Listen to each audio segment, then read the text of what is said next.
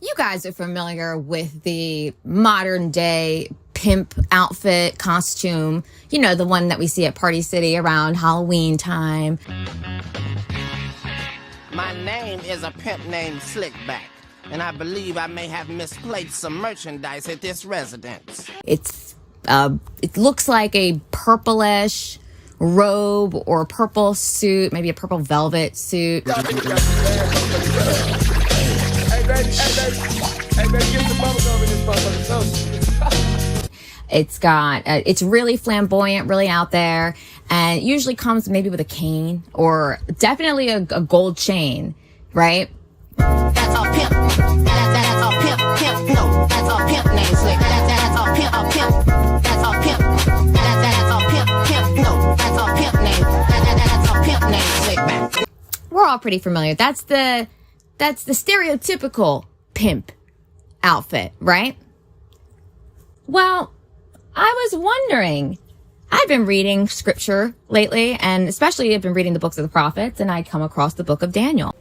And in the book of Daniel, chapter 5 specifically, Daniel is known for his dream interpretations, vision interpretations, and basically this event goes down, this spiritual, supernatural event where everyone's freaking out. There's a hand that writes on the wall.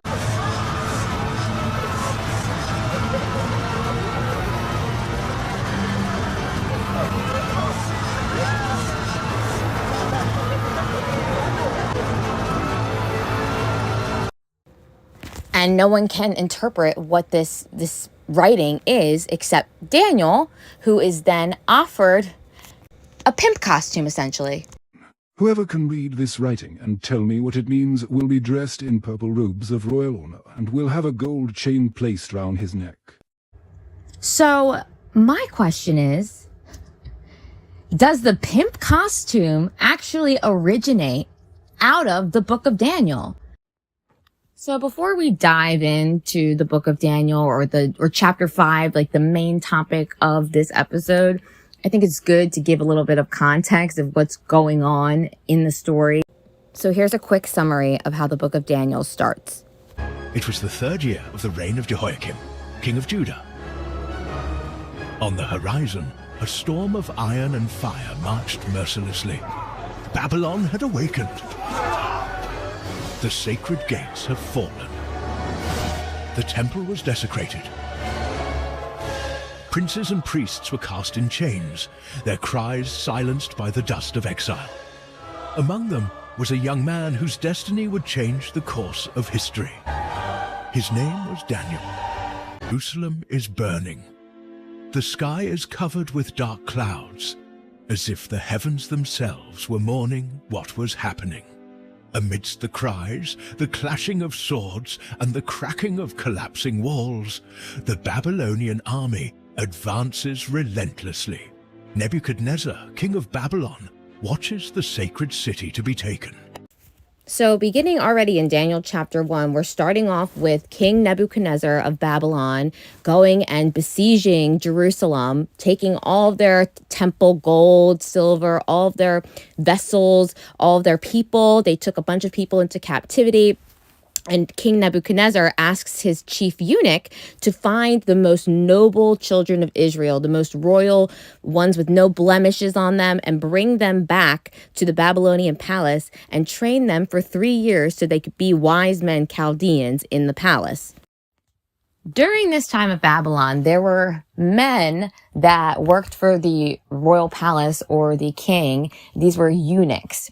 And what a eunuch is it's a man who is usually castrated at a young age so that they don't have to go through, I guess, the puberty and all that they are very women-like men. They grow up to be very women-like, and they end up looking after the royal children, or they look after the concubines, and they're very much so respected and trusted. Okay, so moving forward, closing out Daniel 1, we learn that Daniel and his 3 friends are taken into Babylonian captivity. They are supposed to be trained to become wise men or magi for the Babylonian palace, for the king's court, for King Nebuchadnezzar. And after this 3 years of training with the eunuch and with other wise men and magi, Daniel and his 3 friends are presented to King Nebuchadnezzar, who says that these men, Daniel and his 3 friends, are by far more talented than all the magicians of Babylon. Chapter 2 gets right into it. King Nebuchadnezzar has this horrible dream, but he can't remember it. So he calls for all of his magi and wise men, and he tells them, tell me what my dream was and interpret it for me, right? And basically there's this back and forth with these wise men, magi, and King Nebuchadnezzar, where the wise men say, look, we can't tell you what the dream was. You can tell us the dream and we'll then interpret it. But what you're asking us to do, there's basically said it's not in their power. They said the only one that can do what you want us to do is the Most High. And the Most High doesn't dwell with flesh, right? And this just pisses off Nebuchadnezzar because he's like, you guys are magi, wise men, and you can't interpret my dream. You can't tell me what my dream is. Then you guys are liars. And I send out a decree that all of the wise men of Babylon shall be slain. And so everyone starts freaking out because now there's this big decree that's gone out that all the wise men are going to be slain. And so everyone goes and they look for Daniel. And Daniel is able to tell this dream to Nebuchadnezzar and interpret it. Sire, this Judean says he can interpret your dream. What does a Judean boy know of dreams? God has given me the gift, sire. If you really have the gift, tell me what I dreamt. Yes, sire. In your dream, you saw a magnificent statue of precious metals and feet of clay and iron appearing out of nowhere. Then, a large rock appeared from the sand and crushed the statue into dust.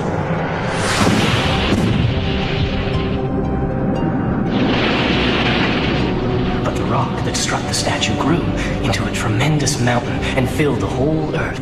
Incredible! You know my dream as though you dreamt it yourself. Now, what does it mean? God in heaven is revealing the future. He is telling you that no matter how powerful a human king is, one day your kingdom will be defeated and crushed like the statue. God is more powerful, and eventually his kingdom will fill the whole earth, like the mountain. Are you sure, Daniel? God has revealed the meaning of your dream to me, sire.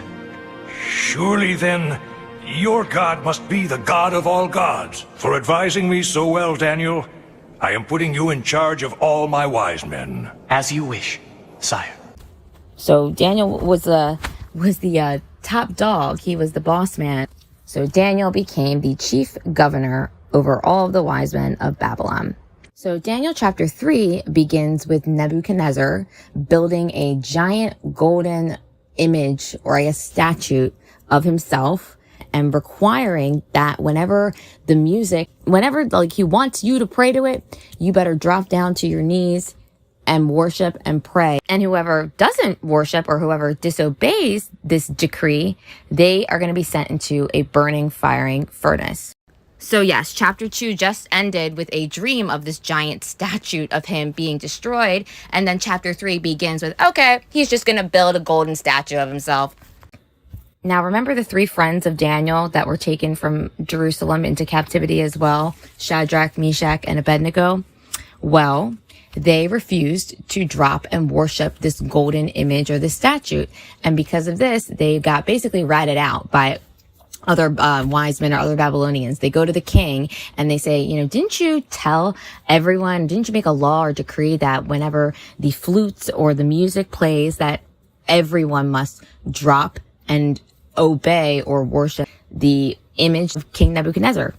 They said, those Shadrach, Meshach, and Abednego, they refused to do it. And Nebuchadnezzar hears this. He's enraged. So he calls for them and he asks them, is this true that you do not serve my gods or worship the golden image that I have set up? And so Shadrach, Meshach, and Abednego turn around and they say to King Nebuchadnezzar, let it be known to you that we're not going to serve your gods or the golden image that you put up. And so Nebuchadnezzar says, turn the heat up on that furnace 7 times and throw them in there. And so he throws these 3 men into the fiery furnace because they did not bow down and worship the golden image that he put up. A couple minutes later, Nebuchadnezzar notices that the 3 men, Shadrach, Meshach, and Abednego, in the furnace are looking unharmed. They're just standing there. And actually, he sees a 4th being that he says looks maybe like a divine being. And Nebuchadnezzar ends up going up to the fiery furnace and was like, Shadrach, Meshach, Abednego, you can come out now. And he ends up not messing with them anymore. So just a quick recap is that Nebuchadnezzar sends these 3 men into this fiery furnace, turns it up on 7 because they wouldn't bow down to his golden image. And he looks a couple minutes later and sees not only the 3 men standing there unharmed, but a 4th being who he claims is a quote unquote divine being, or in some translations of the Bible or the story of Daniel, it has it as, oh, it looks like the Son of God, which in my opinion is kind of trying to allude that this is like JC, but it's not. People take this from Daniel and say, "Oh, there was a 4th person in the fiery furnace, and it looked like the Son of God. Oh, that must have been Jesus." No, those are twisting the words. It's not what it said. It basically they saw a divine being in the fiery furnace with the 3 men. If that's my understanding of it, because people just tried to take Jesus and throw him into the Old Testament when he was never in there. And they know no one's going to look. Daniel chapter 4 starts off with King Nebuchadnezzar having another bad dream or vision. And so he calls all of his wise men, sorcerers, astrologers, Chaldeans to interpret his dream. Then the magicians, the astrologers, the Chaldeans, and the soothsayers came in, and he told them the dream, but they couldn't interpret it.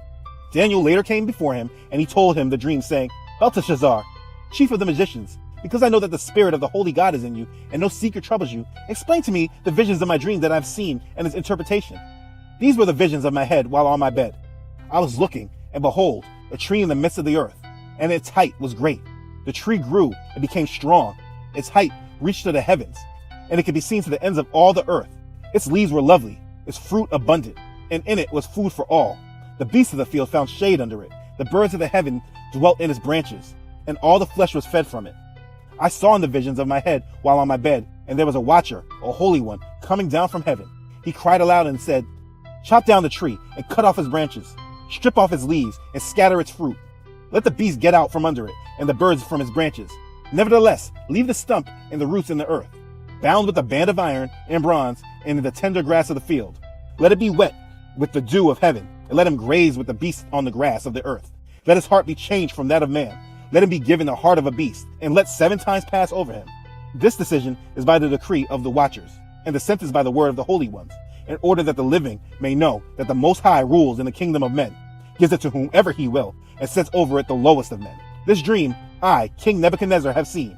Now you, Belteshazzar, declare its interpretation, since all the wise men of my kingdom are not able to make known to me the interpretation. But you are able, for the spirit of the holy God is in you." Daniel was astonished for a time, and his thoughts troubled him. So the king spoke and said, "Do not let the dream or its interpretation trouble you." Daniel answered and said, "My lord, may the dream concern those who hate you, its interpretation concern your enemies. The tree that you saw, which grew and became strong, whose height reached to the heavens, and which could be seen by all the earth, whose leaves were lovely and its fruit abundant, and which was food for all, under which the beasts of the field dwelt, and in whose branches the birds of heaven had their home. It is you, O king, who have grown and become strong. For your greatness has grown and reaches to the heavens, and your dominion to the end of the earth. And inasmuch as the king saw a watcher, a holy one, coming down from heaven and saying, 'Chop down the tree and destroy it, but leave its stump and roots in the earth, bound with a band of iron and bronze and tender grass of the field. Let it be wet with dew of heaven, and let him graze with the beasts of the field, till 7 times pass over him.' This is the interpretation, O king, and this is the decree of the Most High, which has come upon the Lord the king. They shall drive you from men. Your dwelling shall be with the beasts of the field. They shall make you eat grass like oxen. They shall wet you with the dew of heaven, and 7 times shall pass over you, till you know that the Most High rules in the kingdom of men, and gives it to whomever he chooses." So essentially, Daniel tells him that his dream of this giant tree getting chopped down by a watcher or whatnot is a message and a decree by the Most High that judgment is going to come upon Nebuchadnezzar, and he will be made to go live outside with the beasts until, I believe, 7 years is 7 times. So now that we have a little bit of context surrounding Daniel, the book of Daniel, and how it starts, let's fast forward to Daniel chapter 5, which is the main topic of today's episode. But Daniel's such an important book that I wanted to make sure I gave you guys some context leading up to chapter 5. And chapter 5 starts off with Belshazzar, Nebuchadnezzar's son, now king, throwing this massive feast for all of his friends and concubines. King Belshazzar of Babylon was throwing the party of a lifetime. Drunk with wine and pride, he gathered 1,000 nobles and ordered something unthinkable: He brought out the gold and silver cups from God's holy temple in Jerusalem, the ones his father Nebuchadnezzar had stolen. They toasted pagan gods with sacred vessels meant only for the worship of the Most High. They mocked heaven as they drank and celebrated their own glory. Then suddenly, everything changed. A disembodied hand appeared out of nowhere, floating in midair, and began writing on the palace wall. No sound, no warning, just glowing fingers etching mysterious words into the plaster. The entire hall froze. The music stopped. The laughter died. Belshazzar's face turned pale, his knees buckled, and his legs gave out beneath him. He was terrified because this wasn't a drunken hallucination. It was supernatural judgment. No one could read the words. The wisest men in Babylon were clueless. That's when they called in Daniel. A hand. This is how the story goes, guys. A hand, a disembodied or just a hand. Imagine someone just chopped my hand off and my hand is just sitting there. So just a disembodied hand just shows up magically out of nowhere and starts writing something on the wall in front of everyone in the palace at this party. And then everyone starts freaking out. Everyone's pretty freaked out and scared.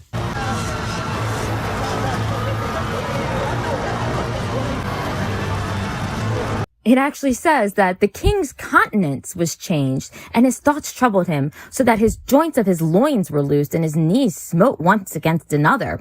So the king, Belshazzar, now the son of Nebuchadnezzar, just starts crying out for the wise men, the magicians, the Chaldeans, soothsayers. He says, whoever shall read the writing and tell me the interpretation shall be clothed with scarlet and have a chain of gold around his neck and shall be the third ruler in the kingdom. That is Daniel chapter 5. And that's the main topic of this episode is the pimp costume from the book of Daniel? He's knocked together in fear and his legs gave way beneath him. The king shouted for the enchanters, astrologers, and fortune-tellers to be brought before him. He said to these wise men of Babylon, whoever can read this writing and tell me what it means will be dressed in purple robes of royal honor and will have a gold chain placed round his neck. He will become the third highest ruler in the kingdom. And that's also where the saying, the writing is on the wall comes from, right? Have you guys ever heard the saying, the writing is on the wall? Well, it comes from this book of Daniel where they see this disembodied hand, like now I just keep thinking, my chopped off hand writing something on the wall, okay? So King Belshazzar says to Daniel, if you can read the writing and make me known the interpretation, you shall be clothed with scarlet and have a chain of gold about thy neck and shall be the third ruler of the kingdom. And I just wrote next to that in my book, pimp costume, question mark? Monty makers. Monty makers. Monty. You on your way to some real pimping, baby. I'm trying, goddammit. Look at that right there. Look at that. That is the modern day pimp costume. At least some of it, right? Basic foundation of the pimp costume is a purple suit and a gold chain, right? Just making a theory. Nephew, come on out here, help me check my mailbox, see if I got some money coming in. All right, ain't nothing wrong with checking on that Monty. Gotta get that Monty. This is another reason why I really do like Daniel, because he is gangster. He is gangster. He's already a prisoner, right? He's already in exile, and he's forced to, take up the Chaldean way of life and learn this stuff and be this essentially a slave. Okay, so now Daniel goes to interpret the writing on the wall. Daniel looked at the writing and gave the king a chilling message. Mene, mene, tekel, parson. God had numbered Belshazzar's days. He had been weighed and found wanting. His kingdom would be divided and given to the Medes and Persians. That very night, Belshazzar was killed and his kingdom fell. The golden empire of Babylon, thought to be invincible, was toppled in a single night. The hand had written judgment, and it had come true. The writing's on the wall. So right after that very same night, King Belshazzar, he was slain. But that's the story of the writing on the wall, where Daniel was able to interpret what this disembodied hand wrote, which a lot of people or scholars have theorized that this handwriting, this disembodied hand coming on the wall and giving this message, which was actually the Most High giving this message, and knowing that Daniel would be able to interpret it and actually read the writing on the wall. And because this episode didn't go super, super deep into all the details of these chapters, I just want to preface this with more context of in chapter 5, when Daniel is telling Belshazzar what's going on, what the writing on the wall is. He's also telling him, you knew about your father Nebuchadnezzar. You knew that he had all the glory, all the honor, but instead of doing right, he instead turned and made people fear him and killed whoever he wanted to kill, or kept alive whoever he wanted to keep alive, and thus his glory or his kingdom was taken from him, and he was sent to be as a beast in the wilderness, right? And so Daniel says to Belshazzar, and you, his son, you knew all this, and yet you still raised yourself up against the Most High. You took vessels out of the holy temple. Remember those gold, silver vessels they took that Nebuchadnezzar took when he first besieged Jerusalem in chapter 1? So Daniel says to Belshazzar, you took these vessels and you shared wine with concubines and all of your friends while praising the gods of gold and silver and bronze and iron and wood, who neither see nor hear nor know. Yet did you ever look to the one who has your breath in their hand, the Most High?